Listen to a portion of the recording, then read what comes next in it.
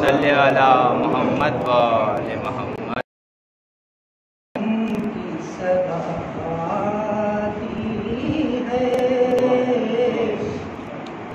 دل دھڑکتا ہے تو ماتم کی صدا آتی ہے، سانس لیتا ہوں تو جنت کی ہوا آتی ہے.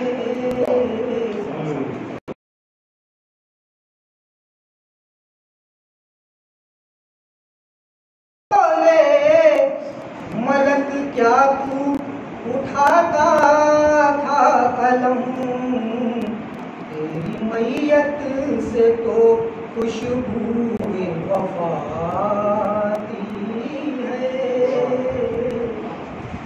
تیری میت سے تو خوشبو وفا آتی ہے. اللہم صلی علی محمد و آل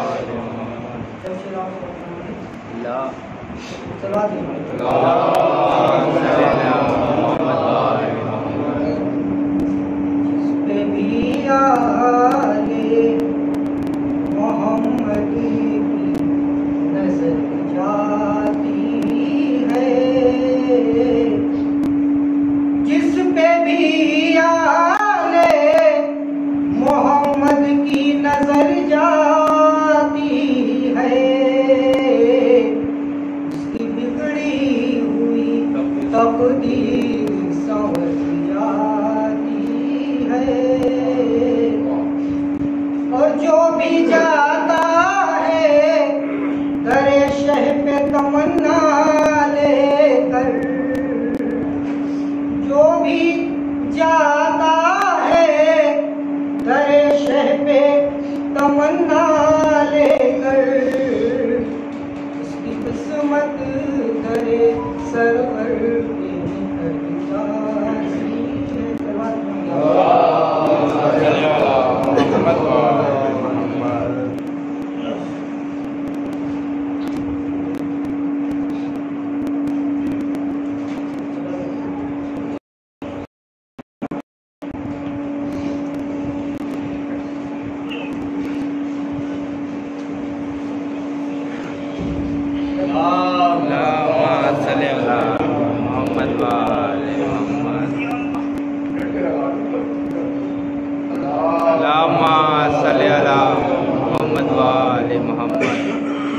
جو بھی جاتا ہے در شہ پہ تمنا لے کر، اس کی قسمت در سرور پہ نکھر جاتی ہے.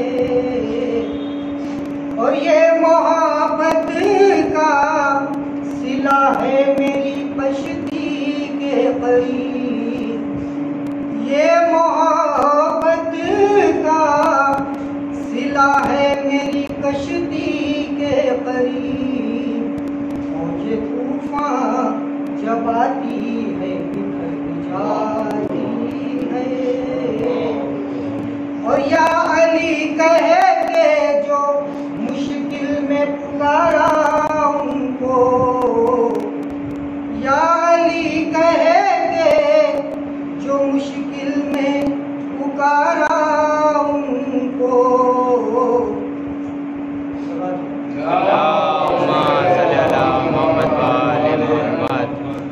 الفت آل محمد میں کٹی جن کی حیات، الفت آل محمد میں کٹی جن کی حیات، ان کے مرنے کی پیغمبر کو خبر جاتی ہے. اور کاندھا دینے کو جنازے پہ ملک آتے ہیں، کاندھا دینے کو جنازے پہ ملک آتے ہیں. جب الفت ہے گھر میں گزر جاتی ہے، جب ہے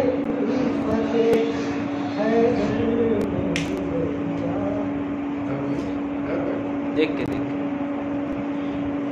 اللہم صلی علی محمد و آل محمد.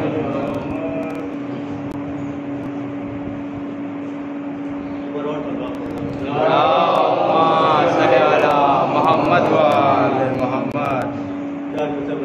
کہ منسلک جب تک رہو گے اہل بیت پاک سے، منسلک جب تک رہو گے اہل بیت پاک سے، موت بھی آئی اگر تو زندگی ہو جائے گی.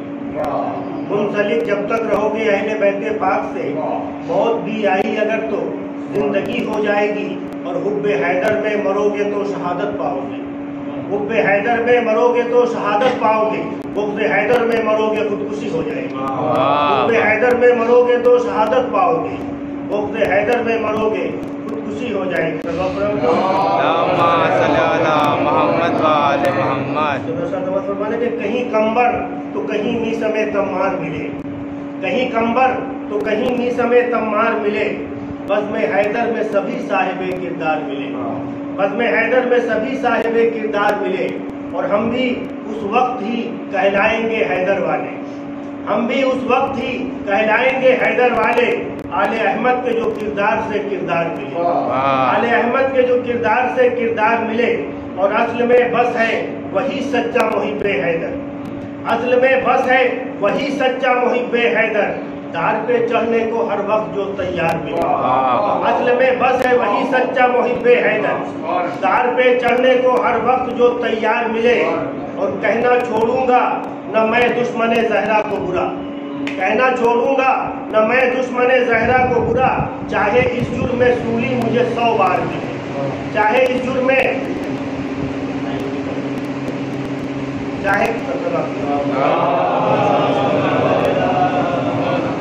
کہنا چھوڑوں گا نہ میں دشمن زہرا کو برا. چاہے اس جرم میں سولی مجھے 100 بار ملے. اور نام حیدر کا لبوں پر نہیں آیا جن کے، وہ مصائب میں ہمیشہ ہی گرفتار ملے. نام حیدر کا لبوں پر نہیں آیا جن کے، وہ مصائب میں ہمیشہ ہی گرفتار ملے. اور پڑھ کے جو ناد علی نکلا ہے اپنے گھر سے، یہ تو ممکن نہیں اس کو رہے دشوار ملے. پڑھ کے جو ناد علی نکلا ہے اپنے گھر سے، یہ تو ممکن ہی نہیں اس کو رہے دشوار ملے. اور ایک اشارہ بھی اگر کر دے ہمارا مولا، رنگ خود اپنا بدلتی ہوئی دیوار ملے. ایک اشارہ بھی اگر کر دے ہمارا مولا، رنگ خود اپنا بدلتی ہوئی دیوار ملے. اور صرف راہب کو نہیں بخشے ہیں اس نے بیٹے، صرف راہب کو نہیں بخشے ہیں اس نے بیٹے. ابن حیدر کے فرشتوں پہ بھی اپکار ملے. صرف راہب کو نہیں بخشے ہیں اس نے بیٹے، ابن حیدر کے فرشتوں پہ بھی اپکار ملے. اور شان میں آئے تطہیر تھی جن کے اتری، شان میں آئے تطہیر تھی جن کے اتری. دونوں عالم کے وہی مالک و مختار ملے. شان میں آئے تطہیر تھی جن کے اتری، دونوں عالم کے وہی مالک و مختار ملے. اور ایک تبسم سے فنا ہوگا یزیدی لشکر، ایک تبسم سے فنا ہوگا یزیدی لشکر. میں مجاہد ہوں ضروری نہیں تلوار کی مار. ایک تبسم سے فنا ہوگا یزیدی لشکر. میں مجاہد ہوں ضروری نہیں تلوار ملے. اور اس کی شہرت پہ جو ایک بار تبسم کا پڑا، جتنے حربے جتنے بھی تھے ظالم تھے وہ بیکار تھے. اس کی شہرت پہ جو ایک بار تبسم کا پڑا، حربے جتنے بھی تھے ظالم کے وہ بیکار ملے. اور ہارنے والے تو اس شان سے چلتے ہی نہیں، ہارنے والے تو اس شان سے چلتے ہی نہیں جیسے چلتے ہوئے عابد سوئے دربار ملے. ہارنے والے تو اس شان سے چلتے ہی نہیں جیسے چلتے ہوئے عابد سوئے دربار ملے. اور جس نے بیمار کو پہنائی تھی زنجیر گرا، اس کی نسلوں میں فقط لا کرو، اس کی نسلوں میں فقط لا کرو بیمار ملے. اور تعزیے اور علم جب بھی اٹھائے ہم نے، منہ چھپائے ہوئے بیعت کے طلبگار ملے.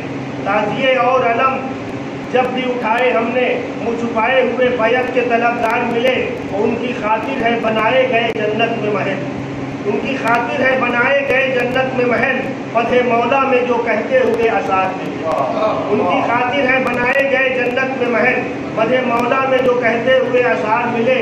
اور رکھ دیے شاہ نے سر اس پہ 72 اطہر، رکھ دیے شاہ نے سر اس پہ 72 ادھر، آنکھ پھیلائے جو بیعت کے طلبگار کے لیے. رکھ دیے شاہ نے سر اس پہ 72 ادھر، آنکھ پھیلائے جو بیعت کے طلبگار کے لیے.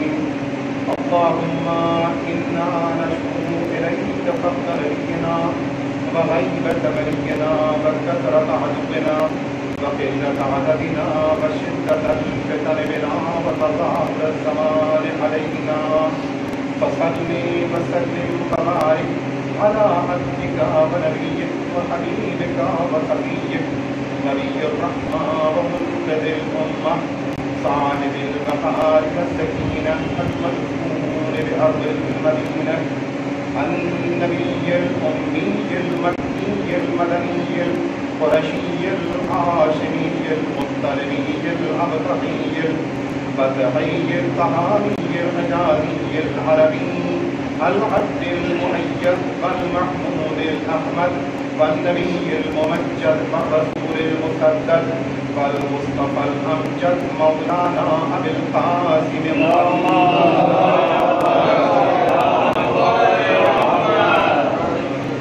الطيبين الطاهرين المعصومين المنتجبين المنتحرين المظلومين ولعنة الله الدائمة الباقية على أعدائهم وعاصري حقوقهم وقتلتهم ومنكري فضائلهم ومصائبهم أجمعين من يومنا هذا إلى صلاة يوم الدين. أما بعد فقد جاء في التنزيل بسم الله الرحمن الرحيم اهدنا الصراط المستقيم.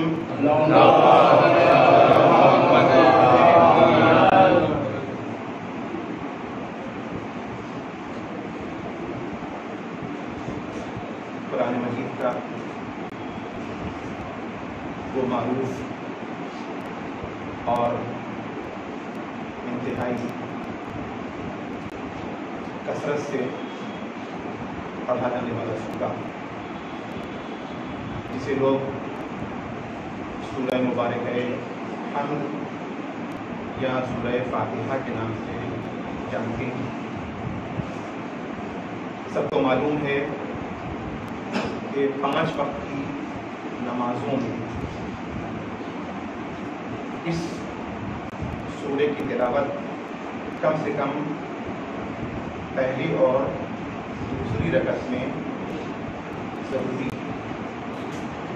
اگر کوئی شخص نماز پڑھے اور سورہ حمد کی تلاوت نہ کرے تو اس کی نماز ہاں سورہ حمد کے بعد جو دوسرے سورے پڑھے جاتے ہیں ان میں آپ کو اختیار ہے، کوئی سا بھی چھوٹا بڑا سورہ پڑھ سکتے ہیں، لیکن سورہ مبارکہ حمد کی تلاوت نماز کی جان ہے، نماز کی روح ہے۔ اسی سورے کی آیت نمبر 6 ہے جس میں پروردگار عالم نے ہمیں اپنی بارگاہ میں راز و نیاز کے ایک اہم ترین نقطے کی طرف متوجہ کیا ہے اور اس کی تعلیم دی ہے کہ تم اللہ کی بارگاہ میں جب ہاتھ پھیلاتے ہو تو اپنی ایک سے ایک حاجتیں اس سے طلب کرتے ہو اور اپنے تمام چھوٹے بڑے عرائض اس کے سامنے پیش کرتے ہو، اپنے مدعا اس کے سامنے رکھتے ہو۔ کبھی روزی روٹی کے سلسلے میں تم اللہ سے دعا مانگتے ہو، کبھی بیماری سے شفا اور نجات کے لیے تم اللہ سے دعا مانگتے ہو، کبھی غم و غم سے چھٹکارے کے لیے اللہ کی بارگاہ میں دست دعا بلند کرتے ہو۔ تمہاری چھوٹی بڑی بہت ساری حاجتیں ہیں جن کا تعلق دنیا سے بھی ہے اور جن کا تعلق آخرت سے بھی ہے، لیکن تمہیں یہ معلوم ہونا چاہیے کہ سب سے زیادہ بنیادی اور ضروری حاجت کیا ہے، سب سے زیادہ بنیادی اور اہم ترین ضرورت تمہاری کیا ہے، جس کے بارے میں تمہیں اللہ کی بارگاہ میں دست سوال دراز کرنا چاہیے۔ اسی نقطے کو اس آیت میں سمجھایا گیا، ایک دن صراط المستقیم، اے اللہ ہمیں سیدھے راستے کی ہدایت فرما، سیدھا راستہ جس پر چل کے انسان کو پوری زندگی بسر کرنا، یہ انسان کا سب سے بڑا مسئلہ ہے اور انسان کی سب سے بڑی ضرورت اور سب سے بڑی حاجت۔ یعنی اگر انسان نے اپنے تمام دنیا کے اغراض و مقاصد پورے بھی کر لیے، دولت مند بن گیا، بل گیٹس بن گیا، کنگ آف برونائی بن گیا، بڑے سے بڑا نامور انسان بن گیا، شہرت حاصل کر لی، عزت حاصل کر لی، اقتدار حاصل کر لیا، طاغوت بن گیا، فرعون بن گیا، شداد بن گیا، سب کچھ بن گیا، لیکن اسے سیدھا راستہ ہی نہ مل سکا تو اسے کچھ نہ ملا۔ اس لیے کہ سیدھے راستے پر چل ہی کر انسان دنیا اور آخرت کی تمام سعادتیں اور کامیابیاں حاصل کر سکتا ہے، اور یہ وہی سیدھا راستہ ہے جس کو پروردگار عالم نے اسلام سے تعبیر کیا ہے، اور اسی لیے یہاں پر یہ بات بالکل واضح کرتی ہے کہ وَمَن يَبْتَغِ غَيْرَ الْإِسْلَامِ دِينًا فَلَن يُقْبَلَ مِنْهُ، جو میرے سیدھے راستے کے علاوہ، میرے بھیجے ہوئے دین کے علاوہ، اسلام کے ماں سوا کسی بھی دوسرے مذہب کو، کسی بھی دوسرے راستے کو اختیار کرے گا تو وہ راستہ اور وہ مذہب اور وہ دین اس سے قبول نہیں کیا جائے گا۔ البتہ میں آپ کی خدمت میں یہاں پر اس باریکی کی طرف توجہ مبذول کر دوں کہ راستے کے اختیار کرنے کے سلسلے میں مجبور نہیں کیا گیا۔ دنیا میں جتنے بھی راستے ہیں تمہارے سامنے، تمہاری نگاہوں کے سامنے ہیں، ان کی اچھائیاں بھی تمہارے سامنے ہیں، ان کی برائیاں بھی تمہارے سامنے ہیں، ان کا عقلی اور منطقی ہونا بھی تمہاری نظروں کے سامنے ہے، ان کا جہالت اور حماقت سے آلودہ ہونا بھی تمہاری نگاہوں کے سامنے ہے، اس کے تمام عیوب بھی تمہارے سامنے ہیں اور اس کے کمالات بھی تمہاری نگاہوں کے سامنے۔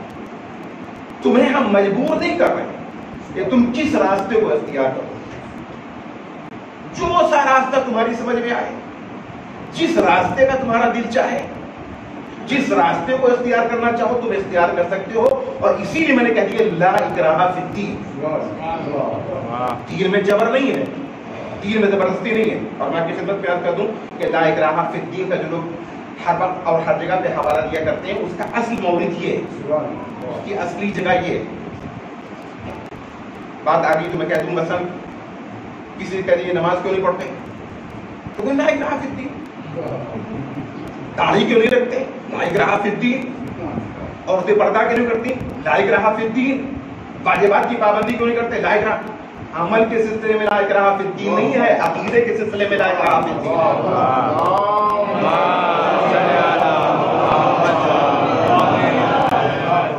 جب راستہ اختیار کرنے کی بات ہو، عقیدے کی بات ہو، مذہب کی بنیادوں کی گفتگو ہو، تو اس وقت جس راستے کو چاہو تم اختیار کرو، کافر بن جاؤ، مشرک بن جاؤ، تحریے بن جاؤ، ایتھیسٹ بن جاؤ، نیچورسٹ بن جاؤ، سوشلسٹ بن جاؤ، کمیونسٹ بن جاؤ، ریئلسٹ بن جاؤ، جس مذہب کو چاہے اختیار کرنا ہے اختیار کرو۔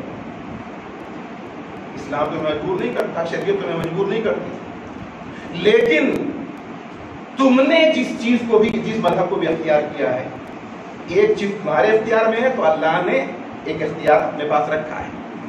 کسی بھی مذہب کو اختیار کرنا نہ کرنا تمہارے اختیار کی بات ہے، تو اسے قبول کرنا نہ کرنا یہ اللہ کے اختیار کی بات ہے۔ سیدھا راستہ اختیار کرو گے قبول کرے گا، غلط راستہ اختیار کرو گے تمہیں جہنم میں ڈال دیا جائے گا۔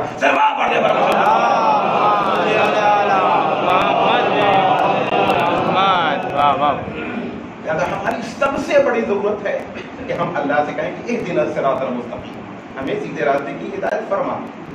یہی سیدھا راستہ جس کو اسلام سے ثابت کیا گیا ہے، اور یہی سیدھا راستہ ہے جس کو ہم مذہب اہل بیت سے تعبیر کرتے ہیں۔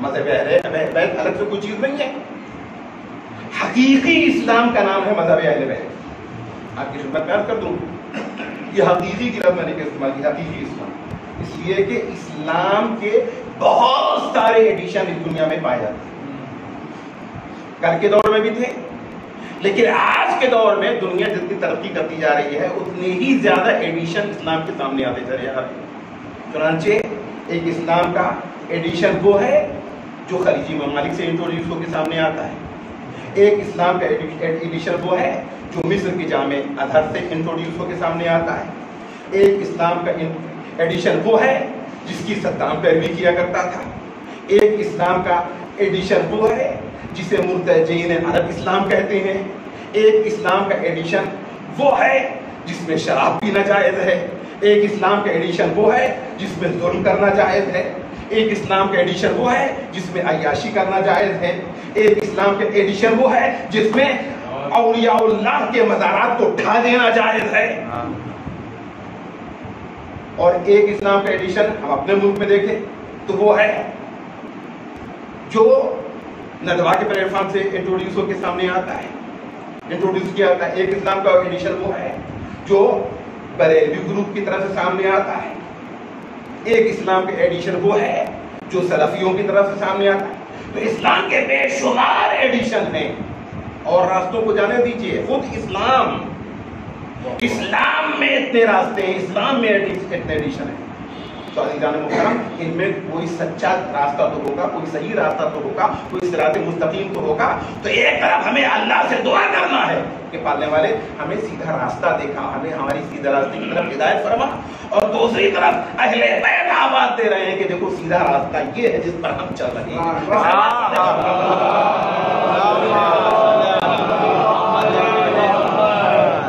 اہل بیت کا راستہ سیدھا راستہ ہے، اور اس راستے کی خوبی یہ ہے کہ اس نے ہماری دنیاوی بھلائیوں کو بھی سامنے رکھا ہے اور ہماری اخروی بھلائیوں کو بھی سامنے رکھا ہے۔ میں اسی پوائنٹ پہ دو ایک باتیں آپ کی خدمت پیش کروں گا، لیکن اس سے پہلے میں آپ کی خدمت میں عرض کر دوں کہ ہم دنیا والے جو اہل بیت کے راستے سے دور ہیں ان کو جانے دیجیے، لیکن ہم جو اہل بیت کے راستے پر چلنے کا دعویٰ کرتے ہیں، یقیناً اگر کوئی شخص اہل بیت کے راستے کو جانتا ہو، پہچانتا ہو اور اس پر واقعا چلتا ہو تو اس سے بڑا خوش نسبت کوئی نہیں۔ اسے یقین کرنا چاہیے کہ اس کی دعا اہدنا الصراط المستقیم قبول ہوگی۔ لیکن دعویٰ اور چیز ہے، حقیقت اور چیز ہے۔ ہم اہل بیت کے راستے کا نام تو اپنی زبان سے لیتے ہیں، لیکن حقیقتاً ہم بھی اہل بیت کے راستے پہ چلتے نہیں ہیں۔ جی بس ہدایت کے راستے مجھے مگر اس پہ چلتے نہیں ہیں. سلام پڑھنے پر محمد بیت کے راستے کی تعریف کافی نہیں ہے. اہل بیت کا راستہ تو تمہارا ہر عمل اہل بیت کے راستے پہ چل کے ہونا چاہیے, اہل بیت کے تعلیمات کی روشنی میں ہونا چاہیے, اہل بیت کی اطاعت و پیروی میں ہونا چاہیے. گھر میں بیٹھے ہو تو اس میں بھی اہل بیت کا راستہ ہے تمہارے سامنے ہونا چاہیے. بازار میں جا رہے ہو تب بھی تمہیں اہل بیت کے راستے سے الگ نہیں ہونا ہے. بزنس کر رہے ہو تب بھی تمہیں اہل بیت کے راستے کو سامنے رکھنا ہے. نماز پڑھ رہے ہو تب بھی اہل بیت کے راستے کو سامنے رکھنا ہے. کوئی بھی عمل انجام دو, ایک ایک سانس لینا ہے تم کو اہل بیت کے راستے سے, تب تم اہل بیت کے راستے والے ہو. اگر تم اہل بیت کے راستے سے مکمل فائدہ اٹھانا چاہتے ہو, مطلب اسی راستے پر دنیا و آخرت کی تمام سعادتیں عطا ہیں. اسی راستے, یہی راستہ ہے جو انسان کو دنیا آخرت کی تمام بھلائیوں کا مالک ہے.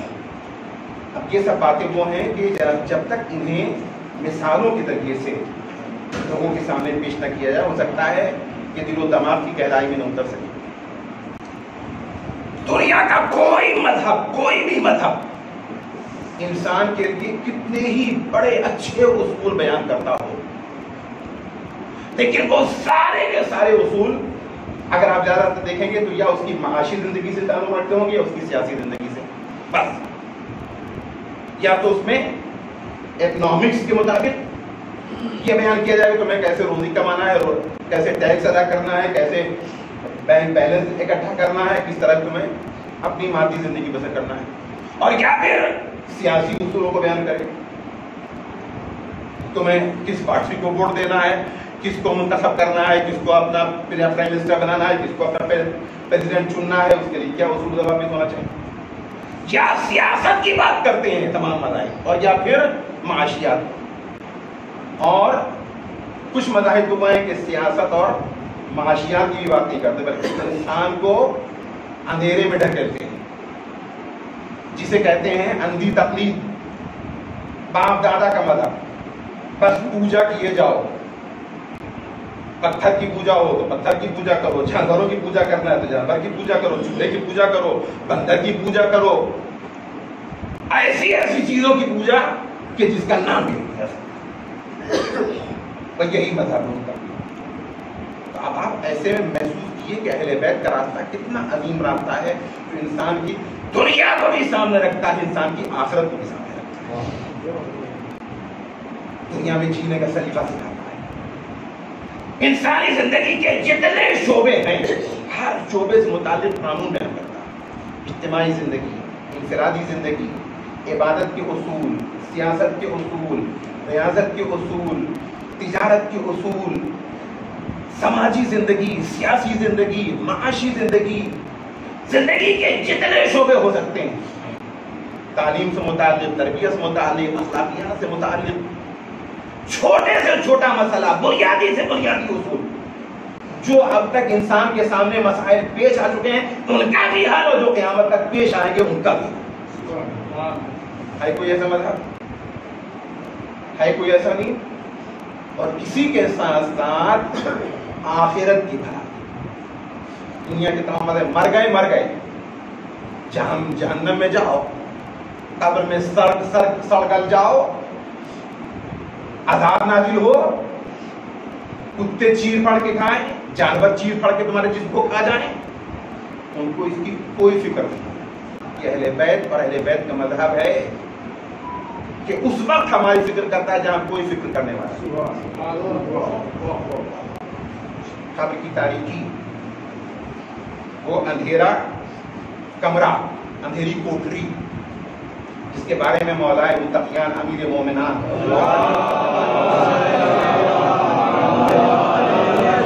اسد اللہ غالب حضرت امام علی ابن ابی طالب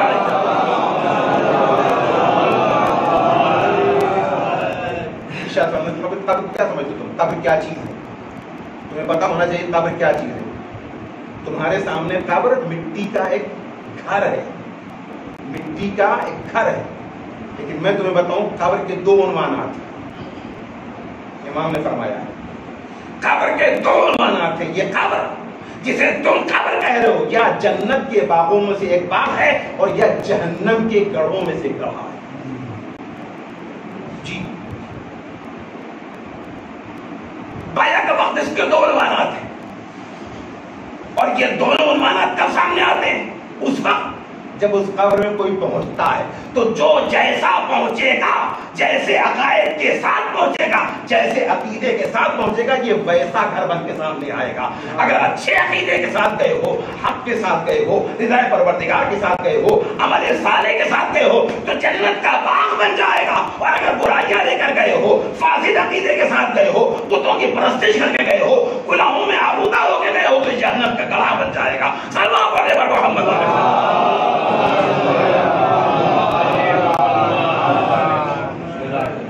کون الرٹ کر رہا ہے؟ خالی جزاک اللہ واہ واہ کے لیے نہیں بات ہے. سنیے، سمجھیے، عمل کیجیے. یہ قبر کے بارے میں ہمیں کون الرٹ کر رہا ہے، کون آگاہ کر رہا ہے؟ علی. گویا جہاں کوئی ہماری فکر کرنے والا نہیں ہے وہاں علی کے دل میں ہمارا درد ہے کہ اپنے کو کیسا بناؤ تاکہ وہ تمہارے لیے جنت کا باغ بنے، جہنم کا گوشہ نہ بنے. جی اب ہمیں لے آ کر قبر میں لٹا دیا گیا. کتنے چاہنے والے تھے، ہم نے لوگوں کے دلوں پہ قبضہ کر رکھا. پورا شہر تشییع جنازہ میں شریک، ہر شخص جنازہ تیار کیے جانے سے پہلے اپنے اپنے گھر سے کفن لیے جا رہا ہے. یہ کربلا کا کفن، یہ میری طرف سے، یہ میری طرف سے، میری سب محبت کا اظہار کر رہے ہیں اور سب جنازے پہ رو رہے ہیں، آہ واہ واہ وائلہ کر رہے ہیں. ساری دوستی اور ساری محبت کہاں تک؟ بس قبر برابر کرنے اور فاتحہ پڑھنے تک.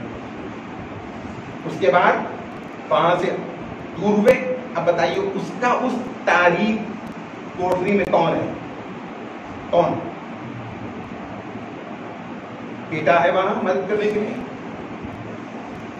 بھائی ہے وہاں مدد کرنے کے لیے،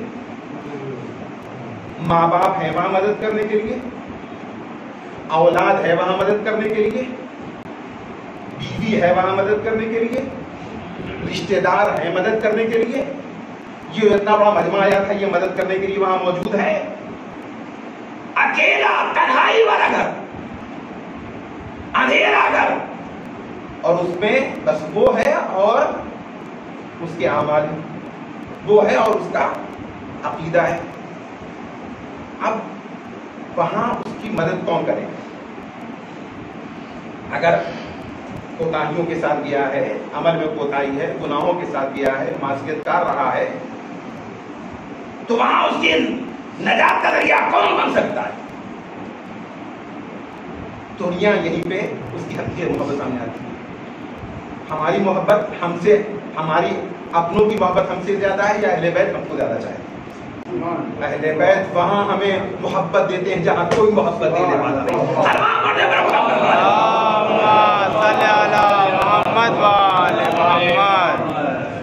زندگی بھر ان کا نام لیجیے، ان کا ماتم کیجیے تو ان کا ہے. تو اہل بیت نے ہمیں مرنے سے پہلے ہی تیاری کے اصول بتا دیے. اس طرح تیاری کرو، اس طرح تیاری کرو، اس طرح تیاری کرو. اپنے لیے قبر کو روشن و منور کر لو. اور جب موت کا وقت قریب آئے تو نزا کی سختی، جھانکنی کا عالم، جس وقت کوئی تمہارا ساتھ نہیں دے سکتا، موجود ہو کے بھی ساتھ نہیں دے سکتا، اس کو اپنے لیے آسان بنا دو. اس کے بعد قبر کی تاریخی کو حدیثوں ملتا ہے کہ انسان کے لیے سب سے سخت ترین وقت ہے قبر کا پہلا دن اور قبر کی پہلی رات. اسی لیے نماز لیلۃ الدفن، جسے ہم نماز وحشت کے نام سے یاد کرتے ہیں، اس کی تاکید کی گئی. ہمارا وہاں کوئی بس نہیں چل سکتا، لیکن ہم نماز وحشت کے ذریعے سے ایصال ثواب کریں تاکہ اس کو وہاں راحت مل جائے. اور اسلام نے ہمیشہ دونوں طرف کے فائدے سامنے رکھے ہیں. توجہ، نماز وحشت پڑھو تاکہ مرنے والے کو بھی فائدہ ملے. نماز وحشت پڑھو تاکہ تمہاری قبر بھی منور ہو. اور یاد ہے تم نماز وحشت کا تحفہ مرنے والے کی قبر میں نہیں بھیج رہے بلکہ حقیقتاً اپنی قبر میں تم بلب روشن کر رہے ہو. سلام پڑھے محمد والے محمد. یہ خود غرضی کا سودا نہیں ہے. مر گئے ہر روز نماز وحشت کی گزارش، ہر روز نماز وحشت، ہر روز نماز وحشت. کہاں تک نماز وحشت پڑھے؟ تو بات اس کی نہیں ہے. آپ کو اپنی قبر پہ جتنی روشنی پسند ہو اتنی نماز وحشت پڑھ گے. محمد والے محمد. ایک اور سب بات پڑھتے ہیں.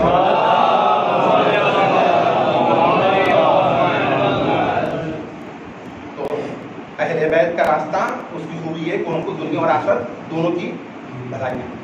اس کے علاوہ اب جو منکر نکیر آئے، سوال و جواب کا مرحلہ، سوال و جواب کے مرحلے میں اس وقت اس وحشت کے عالم میں، اس تنہائی کے عالم میں، اس خوف اور دہشت کے عالم میں کون ہماری مدد کر سکتا ہے؟ کوئی نہیں. یہی اہل بیت، ہمارا یہی مولا جسے ہم مولا متقیان کہتے ہیں. جہاں منکر نکیر نے سوال کرنے میں ذرا سا سختی کی فوراً ذکر ہوگا. منکر نکیر آہستہ، منکر نکیر ذرا نرمی پڑتا ہو. علی جس سے آہستہ اور نرمی کے لیے گئے بھلا اس کی مجال ہے کہ وہ سختی کر سکے.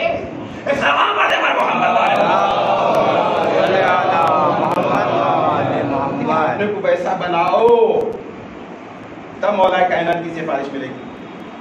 قبر اور مرنے کے بعد ہی سے سلسلہ شروع ہوتا ہے برزخ کا. بہت طولانی موضوع ہے، اس پہ ہمیں معلومات اچھی خاصی رکھنا چاہیے، اپنے اندر اویئرنیس ہونا چاہیے. اور اسی لیے برزخ، برزخ کہتے ہیں غیب، برزخ فاصلہ، غیب. قرآن میں آتے ہیں بینہما برزخ لا یبغیان. کہاں ہے؟ سورہ رحمان میں.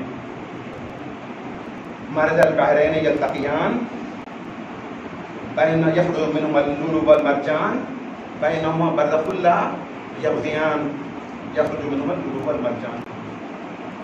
کہ یہ دو سمندر ہیں جو آپس میں ملتے نہیں، ان دونوں کے درمیان ایک فاصلہ پایا جاتا ہے، حد فاصل ہے. ایک غیب، برزخ مانے غیب.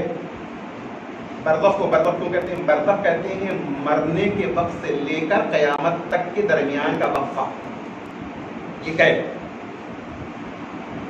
یہ مکانی غیب نہیں، زمانی غیب ہے. اس غیب میں جس طرح قبر کے دو عنوانات ہیں اسی صورت سے برزخ کے بھی دو عنوانات ہیں.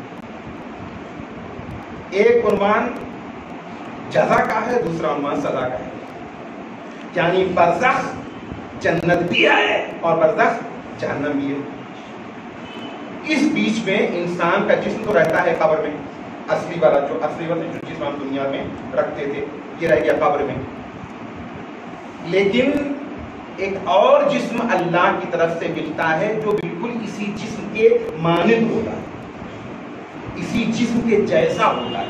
جیسا دنیاوی جسم تھا بالکل ویسا ہی ڈیٹو، کوئی فرق نہیں. اس کو کہتے ہیں جسم مثالی. یہ جسم ہم کو ملا اور اسی جسم میں ہوتی ہے روح. چنانچہ روحوں کو برزخ میں کہاں رکھا جاتا ہے؟ ان کے لیے جگہ کہاں معین ہے؟ دو جگہ معین ہیں. ایک جگہ وادی السلام کے نام سے تعبیر کی جاتی ہے اور ایک جگہ وادی برہوت کے نام سے. وادی السلام وادی برہوت کیا ہے؟ اندر کی کیفیت ہم نہیں جانتے، لیکن جو اس دنیاوی جغرافیائی اعتبار سے آپ دیکھیں گے تو وادی السلام قبر میں نجف اشرف میں ایک قبرستان ہے مومنین کا جسے وادی السلام کے نام سے تعبیر کیا جاتا ہے. اور وادی برہوت یمن میں ایک قبرستان ہے غیر مومنین کا جسے وادی برہوت کے نام سے. چنانچہ مومنین کی روحیں، صالحین کی روحیں، شہداء کی روحیں، علماء و فقہا کی روحیں، نیکوکاروں کی روحیں، دوستداران اہل بیت کی روحیں، یہ سب کے سب وادی السلام منتقل کر دی جاتی ہے نجات. لیکن گناہگاروں کی روحیں، بدکاروں کی روحیں، فاسقوں کی روحیں، فاجروں کی روحیں، کافروں کی روحیں، منافقوں کی روحیں، یہ سب منتقل کر دی جاتی ہیں وادی برہوت میں. وادی السلام میں انہیں جنت کا لطف ملتا ہے، وادی برہوت میں انہیں جہنم کا عذاب اس کا سامنا کرنا ہوتا ہے. یہ برزخ کے بھی دو عنوانات ہیں. ابھی قیامت نہیں آئی، اللہ نے کہا قیامت قریب ہے، لیکن اس کے آثار بھی بیان کر دیے گئے، اس کی علامتیں بھی دھیرے دھیرے اس کے آثار سامنے آتے رہتے ہیں. مگر عزیزان محترم، جب تک قیامت نہیں آ رہی ہے اس وقت تک انسان برزخ میں ہے، یا عذاب کی کیفیت سے دوچار ہے، اور یا اجر و ثواب کی کیفیت، یا جنت میں ہے یا جہنم میں. اصلی جنت و جہنم نہیں، جہنم جیسی آرام و آسائش کی جگہ، اور جہنم یعنی جہنم جیسی عذاب و اذیت کی جگہ. تو یا پھر آرام و آسائش میں ہو یا پھر تکلیف و اذیت میں. اب اہل بیت کا لطف اور کرم اور اللہ کے دین اور اس کے مذہب خدا پروردگار رحمت پروردگار، یقیناً اہل بیت جو رحم و کرم کرتے ہیں اللہ کا لیا کا رحمت، اللہ کی رحمت. اللہ سے اہل بیت کا لطف و کرم اللہ کے لطف و کرم کے علاوہ کوئی چیز نہیں ہے. پروردگار کی رحمت ہم تک پہنچنے کیسے کیسے بہانے ڈھونڈتی ہیں. ابھی ماہ رمضان گزر چکا ہے، ایک مہینے کی اس نے ہمیں کہا ہے کس لیے اپنا مہمان بلایا تاکہ سارے زندگی بھر کی گناہ معاف کر دیں. جی اس کی رحمت کتنی عظیم. تو پروردگار عالم گوارا نہیں کرتا، اہل بیت پسند نہیں کرتے کہ ان کا کوئی چاہنے والا، کوئی بندے مومن عذاب میں مبتلا ہے. بالکل ویسے ہی جیسے ایک ماں یہ برداشت نہیں کر سکتی کہ اس کے بیٹے کو آگ میں ڈال دیا جائے.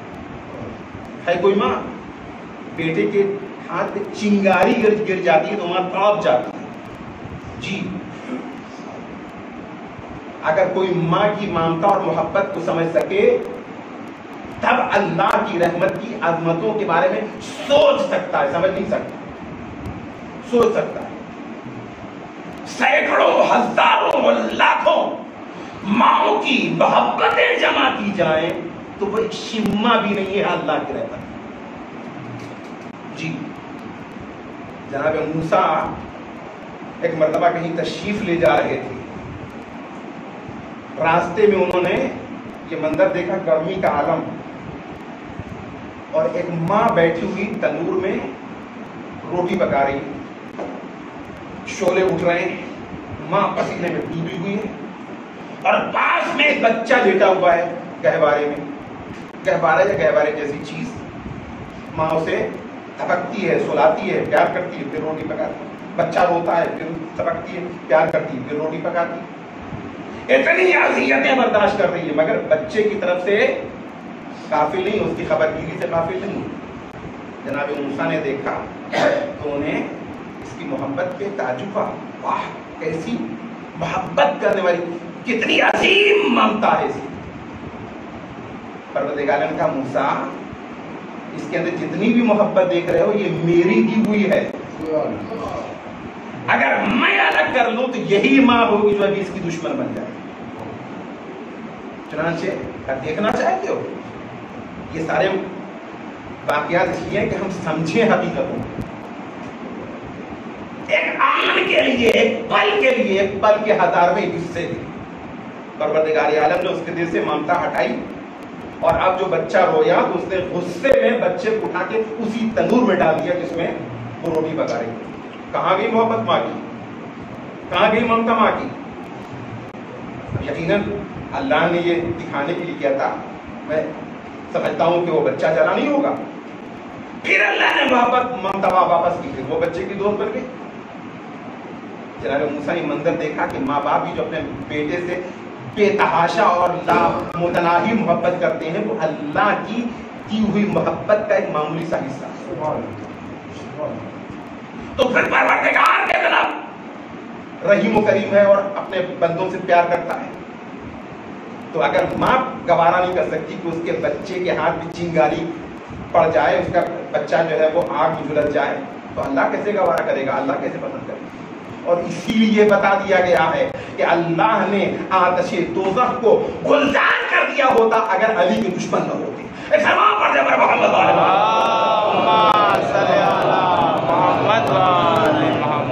دشمنان علی کی کوئی سزا ہے ہی نہیں سوائے جہنم کے. جہنم کا بدترین طبقہ.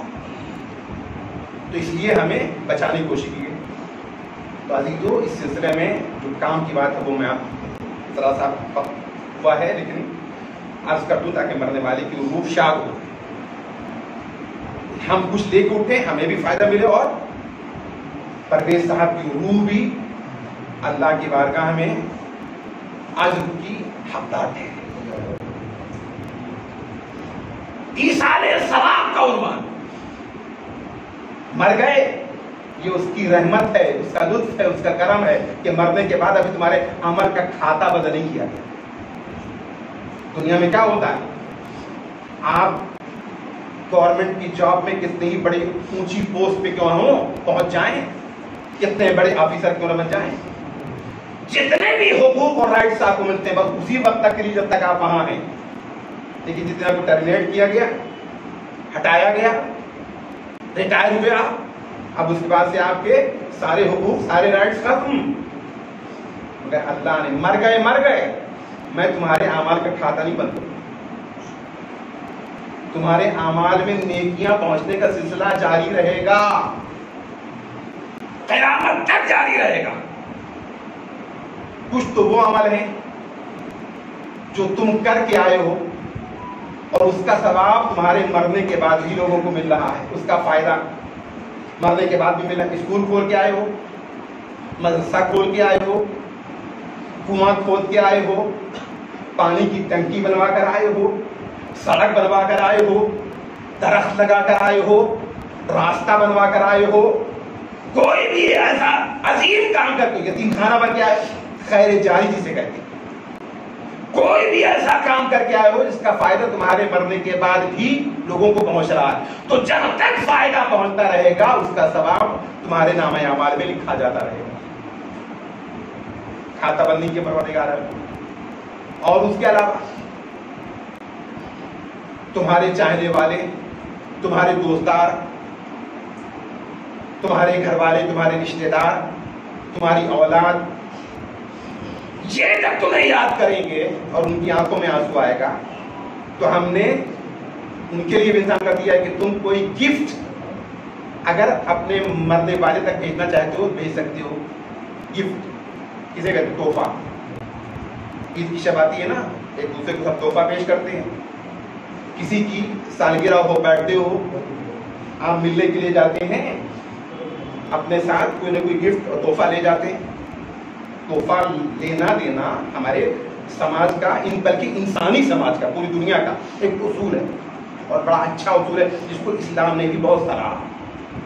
تحفے سے محبت بڑھتی ہے. آپ کی خدمت میں عرض کر دوں, تحفے میں یہ نہیں دیکھنا چاہیے کہ قیمتی تحفہ ہے یا سستا تحفہ ہے, چھوٹی چیز دی جا رہی ہے تحفے میں, بڑی چیز دی جا رہی ہے. معصوم کا اچھا سنا دیتا ہوں, تحادو, تحادو دو ہی لفظ ہیں, یاد رکھیے گا. چھوٹی چھوٹی حدیثیں بھی یاد رکھ لیجیے نا, تو اس کا آپ جانتے ہیں آپ کو کیا فائدہ ملے گا. چھوٹی چھوٹی حدیثیں یاد کرتے رہیے, یاد کرتے رہیے. کوشش کیجئے کہ ان کی تعداد 40 تک پہنچ جائے. 40 تک جب تعداد پہنچ جائے گی تو قیامت میں جس دن پکارا جائے گا کہ حدیث بیان کرنے والے کہاں ہیں, محدثین کہاں ہیں, تو جب محدثین کو پکارا جائے گا تو اس صف میں آپ بھی شامل ہو سکیں گے. ایک سلام پڑھنے پر محمد محمد. تحادو, تحابو مطلب تحفہ دو, تحفہ ایک دوسرے کو ہدیہ پیش کرو, گفٹ دو, تحفہ دو. فائدہ کیا ملے گا؟ تاکہ دلوں میں محبت پیدا ہو. آج آپس میں لوگوں کے دلوں میں ایک دوسرے کی دشمنی پائی جاتی ہے, اس کو مختلف عنوانات سے دور کیا سکتا ہے. اس کا ایک عنوان یہ بھی ہے دشمنی کو دور کرنے کا. ہم لوگوں کا تو ایٹیچیوڈ یہ ہوتا ہے کہ دشمنی اگر 10% ہے تو اس انداز سے ہم ملتے جلتے ہیں کہ وہ 20% ہو جائے, 50% ہو جائے, 60% ہو جائے, 100%. ہم یہ کرتے ہیں.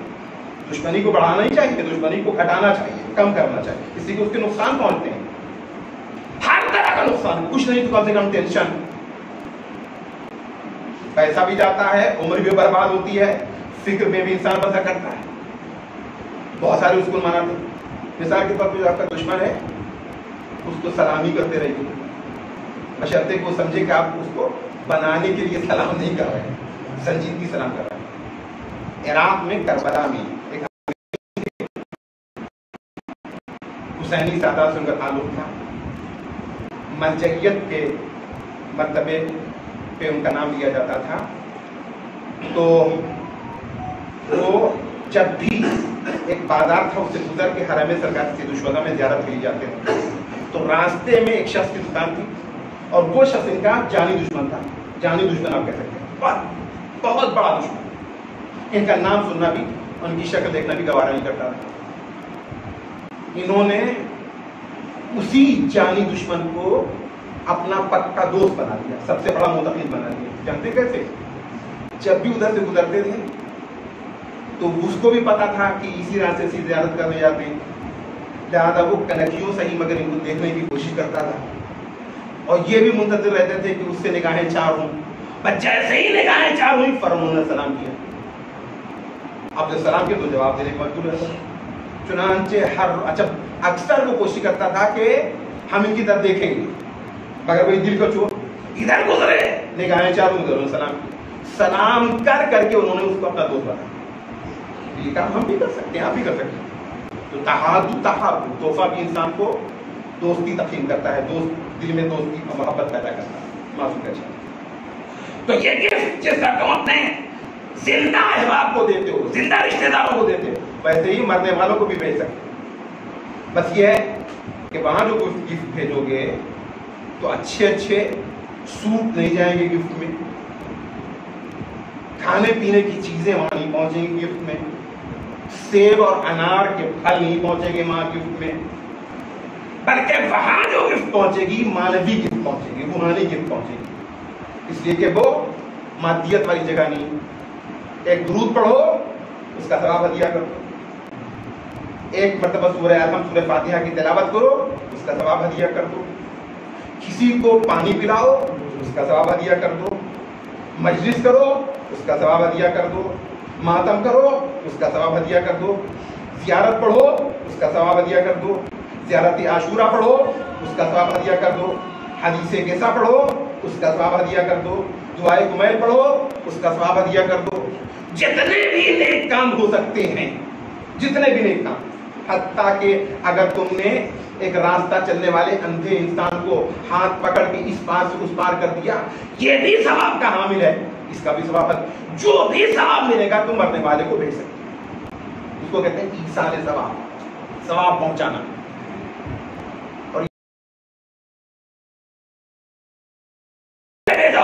مگر وہاں پہنچتا ہے اس شکل میں جس کی وہاں سب سے زیادہ اس کو ضرورت ہے. ایک سلام پڑھنے پر محمد.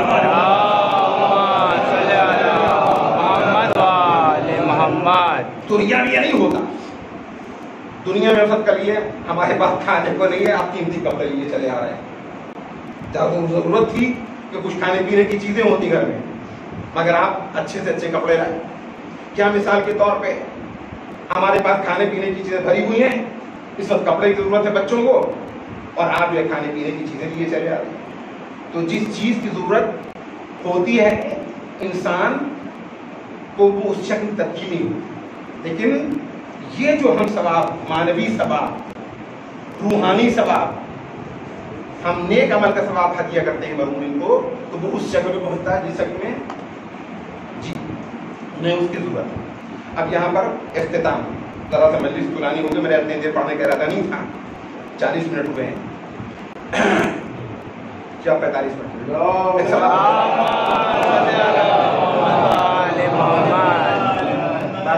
ڈیڑھ 2 گھنٹہ نہیں, ویسے بات پڑھ دیتا ہوں.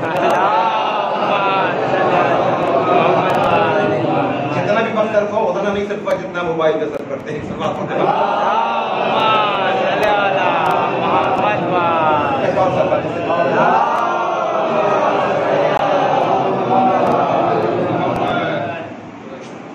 तो आप उस शक्ल में पहुंचता है जिस शक्ल में उसको जरूरत है। मर गया मगर खाता बंद नहीं हुआ है, पहुंचाते रहिए पहुंचाते रहिए पहुंचाते रहिए उसको सब। लेकिन अजीज़ान मोहतरम, यहाँ पर अगर आप खुद इस बात का लिहाज रखें कि वो काम करें जिसकी वहां उसको अशद जरूरत है, जो उसे चाहिए, यह है पॉइंट। वो क्या है? आप इशारे सवाब तो करते हैं, इशारे सवाब में पैसा भी खर्च होता है, याद रखिए। मसलन फर्क के तबरुक का तफसील करेंगे, खाना खिलाएंगे तो पैसा खर्च होगा, ऐसा तो नहीं कि बगैर पैसे के मुफ्त में हो जाए, पैसा भी खर्च होता है इशारे सवाब में। ताकत और तवानाई, एनर्जी से आप कहते हैं, वो भी खर्च होती है इशारे सवाब। वक्त वो भी खर्च होता है, टाइम, तीन चीजें, तीनों चीजें इशारे सवाब में खर्च होती है। तो कोशिश कीजिए कि इसको यूटिलाइज कीजिए। यूटिलाइज किए मतलब यानी उस अंदाज से इशारे सवाब कीजिए जिसको, जो उसको सबसे ज्यादा दरकार है। अब आप मिसाल के तौर पे नमाज, हदिया मैयत की पढ़ के हदिया की जा रही, हदिया की जा रही, सब आप पहुंच जाएगा, उसको मिल रहा है, लेकिन उसने अपनी जिंदगी में वाजिब नमाजें छोड़ रखी थी। वाजिब नमाजें उसने नहीं अदा की। 10 साल की नमाज, 5 साल की नमाज, 6 साल की नमाज मतलब उसकी छूटी हुई, मजमूई तौर पर या लगातार छूटी हुई। अब मरने के बाद चूंकि अल्लाह ने खाता नहीं बंद किया है, लिहाजा जरूरी है कि उसके वाजिबात को पहले अदा करें। इशारे सवाब में हमेशा इस बात की, इस उसूल को ध्यान में रखिए, मुस्तहब्बी कामों से पहले वाजिबात को ध्यान रखिए।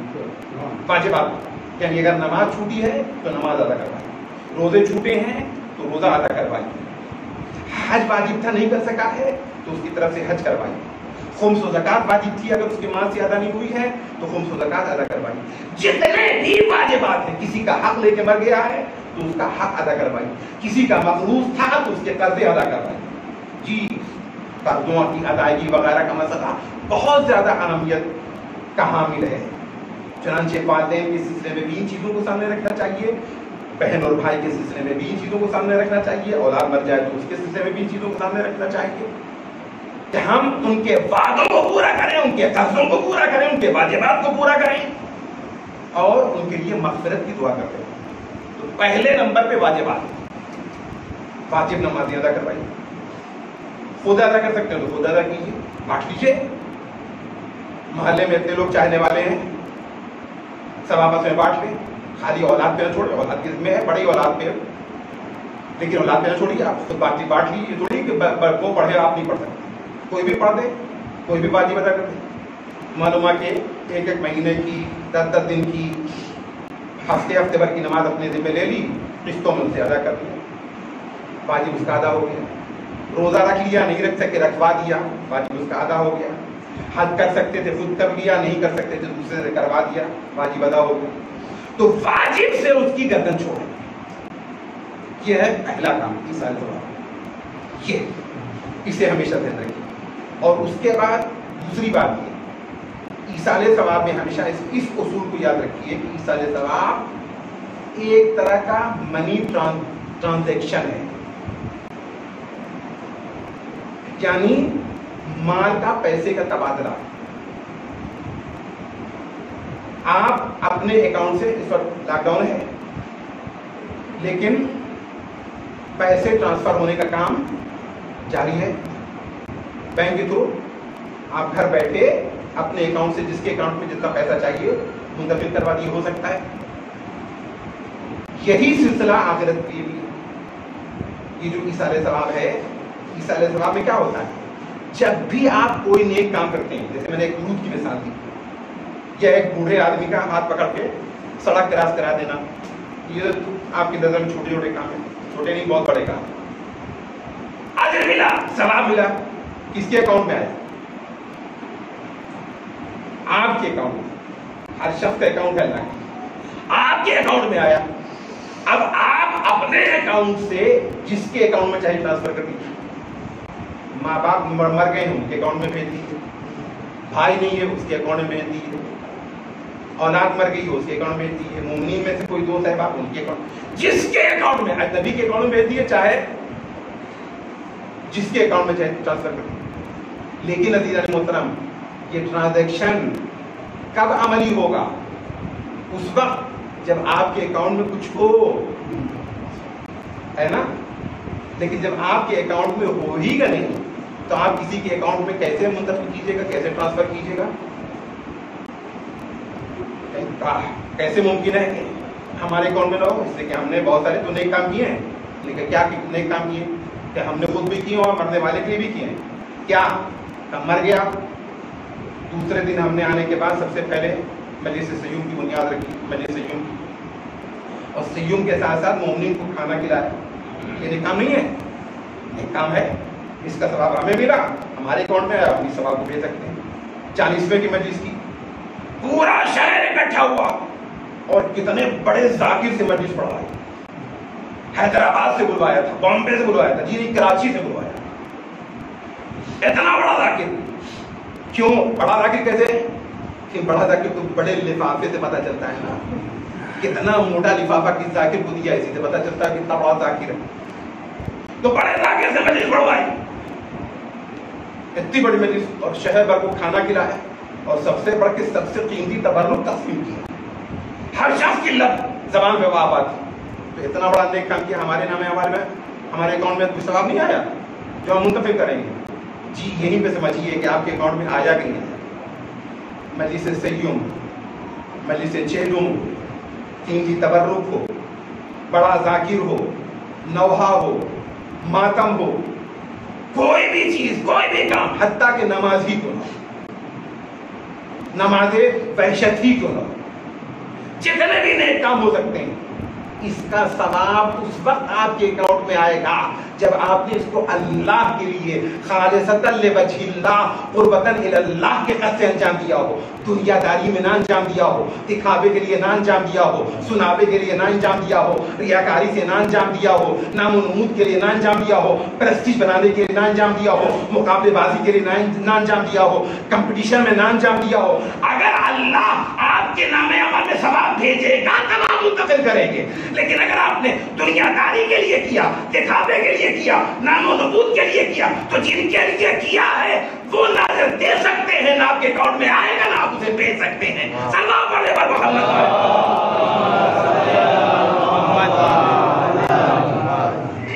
लिहाजा मजलिस सय्युम और मजलिस चेलुम और मजलिस बसी की जितने भी उन्वानात हैं ये इसारे साहब के, इससे दुनियादारी को निकाल के फेंकिए, अभी निकाल के फेंकिए। इसलिए इसके अंदर दुनियादारी हमारे अंदर घुस चुकी, दिखावा, सुनावा, नामुनूद, कंपटीशन, ये सारी चीजें घुस चुकी, और इसकी बुनियाद पे सवाब नहीं मिलता है, अदाब मिलता है। इसलिए कि जो काम अल्लाह के लिए न वो शिर्क है, जो काम अल्लाह के लिए न हो बुत परस्ती है, जो काम अल्लाह के लिए न हो उस पर अजर नहीं मिलता, जूता खाता है आदमी। तो सवाब मिलेगा, अकाउंट में आएगा, तब ना आप भेजेंगे मरने वाले को। आप तो समझ रहे हैं कि उसको बड़ा सवाब पहुंचा, लेकिन खुद आपके अकाउंट में नहीं तो आप कहां से भेजिएगा? खुद आप दिवालिया हो रहे हैं। हकायत को समझिए और अहले बैत के मजहब की कदर कीजिए। यकीनन अहले बैत हमारी मदद करते हैं और मदद करेंगे, मगर एक मरहला जिसे मैंने आपकी खिदमत में अर्ज किया, बरज़ख में शफाअत का कोई वादा नहीं है। ध्यान में रखिए, खुशफहमी में न रहिए। अगर एक चिंगारी की तकलीफ बर्दाश्त करने की आपके अंदर सलाहियत हो, तब आप कहिए कि मैं नमाज क्या पढ़ें, रोज़ा क्या रखें, नेक काम क्या करें। अहले बैत तो हैं बख्शवाने के लिए। शफाअत का ताल्लुक महशर से है, आखिरत से है, आखिरत से। और वो भी शफाअत किन लोगों को मिलेगी? जिनको अहले बैत की बारगाह में पहुंचना और जाना नसीब। जो अहले बैत की बारगाह में पहुंच ही नहीं सकेंगे, बैक डोर से जहन्नम में पहुंचा दिए जाएंगे, उनके लिए शफाअत कहां से? आप जानते हैं बैक डोर से कौन लोग पहुंचाए जाएंगे? मैदान महशर جہاں میزان نصب کیا جائے گا، اعمال تولے جائیں گے، صراط مستقیم سے گزرنا ہوگا، حساب ہوگا، کتاب ہوگا، وغیرہ وغیرہ. میدان محشر جس کے بارے میں کہ سورج سوا نیزے کی بلندی پہ ہوگا اور گرمی کی شدت کا یہ اعلان ہوگا کہ لوگ گلے گلے اپنے پسینوں میں ڈوبے ہوں. جی وہاں اہل بیت بھی نور کی منبروں پہ تشریف فرما ہوں گے. تو اہل بیت کی بارگاہ میں جانے کا موقع ملے گا تب تو ہاتھ جوڑ کے کہیے گا یا رسول اللہ ہم آپ کی امتی ہیں، یا علی ہم آپ کے چاہنے والے ہیں، یا حسین ہم آپ کے عزادار ماتمدار ہیں، بڑا ماتم کیا، بڑا نوحہ پڑا ہے، شفاعت کیجیے. بی بی شہزادی ہماری شفاعت کب؟ جب آپ ان کے پاس جائیں گے. لیکن اگر میدان محشر میں لے جانے سے پہلے ہی، جس کو میں نے بیک ڈور سے تعبیر کیا، جہنم میں پہنچا دیا گیا. جانتے ہیں جن لوگوں نے نمازیں نہیں پڑھی ہیں، جو تارک الصلاۃ رہے ہیں، ان کے بارے میں بھی یہ بات ملتی ہے. اور بھی لوگ بہت سارے ہیں ان کے بارے میں ملتی ہے کہ ان کو بھی بیک ڈور سے. تو یاد رہے کہ اہل بیت کی شفاعت ہے مگر اس کا تعلق محشر سے ہے. برزخ میں اہل بیت نے شفاعت کا کوئی وعدہ نہیں کیا. تو برزخ کے لیے اپنی پیٹھ کو خوب مضبوط کر کے جانا ہے. یہ ہمارے اعزاء احباب ان سب کی رحلتیں، موتیں ہمیں انہیں حقائق کی طرف متوجہ کرتی ہیں. اتنے لوگ موجود ہیں، چھوٹے بھی ہیں، بڑے بھی ہیں، بوڑھے بھی ہیں، جوان بھی ہیں. بتائیے ہے کوئی ان میں جو گارنٹی دے سکے کہ ہم اگلے سال آج کی تاریخ میں زندہ رہیں گے؟ کوئی سوچ سکتا تھا کہ عید کے دن پرویز صاحب ہیں اور جب جنت البقیع کی یاد منائی جائے گی 8 شوال کو تو وہ دنیا میں نہیں ہوں گے؟ کوئی سوچ سکتا تھا؟ عزیزان محترم، لاک ڈاؤن شروع ہونے کے بعد مسلسل لگاتار 5 جمعے، کیوں تو جب سے دلی اور لکھنؤ وغیرہ میں جمعہ بند ہوا، رمضان شروع ہونے تک 6 جمعے ہوتے ہیں. لیکن 6 جمعے میں بنارس میں پبلک تھی. لاک ڈاؤن شروع ہونے کے بعد جب سے پبلک کا سلسلہ، عام اجتماع کا سلسلہ ختم ہوا، لگاتار 5 جمعے، ہر جمعے میں وہ آتے تھے مجھے اپنے ساتھ موٹر سائیکل پہ جامع مسجد لے آتے تھے. اور جب وہاں سے رخصت ہوتے تھے تو میں ان کی پیٹھ تھپتاتا تھا اور ان کو خدا حافظ کرتا تھا.